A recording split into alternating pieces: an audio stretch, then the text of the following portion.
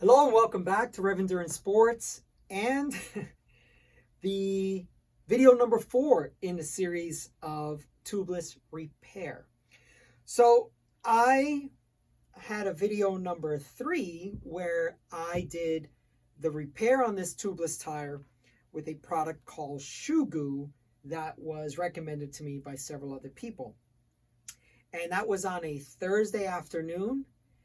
And it says for maximum strength and for it to cure properly, you should give it 48 to 72 hours. So that's Thursday. Today is Monday. So Friday, Saturday, Sunday. We've got 72 hours. So what I want to show you is, one, the product I used, which is that. And I got it at Dick's Sporting Goods, but I'm pretty sure you could find it anywhere else. And it was about $6 with, a little bit of tax. And I mean, this thing came out in a very gooey liquid type form. But what I want to show you now is after 72 hours, what it looks like. So we've got a really hard piece of sealant or glue, and that's the outside, of course, and then that's the inside.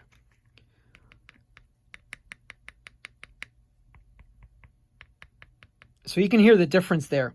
So we're going to, if I get a chance this afternoon, we're going to put some sealant in this. Put this on a tire, on a wheel, put some sealant in, see if it holds. And then once we start riding, I'm curious what's going to happen when this starts to wear down, if there'll still be enough on this backside inside the hole to keep it sealed up. Now, I have seen some other videos where people actually use, a puncture, like a patch kit, but I'm not sure that I wanted to do that. I just wanted to try a different type of hack. Okay, so that's all for today. And stay tuned for, I guess, video number 5.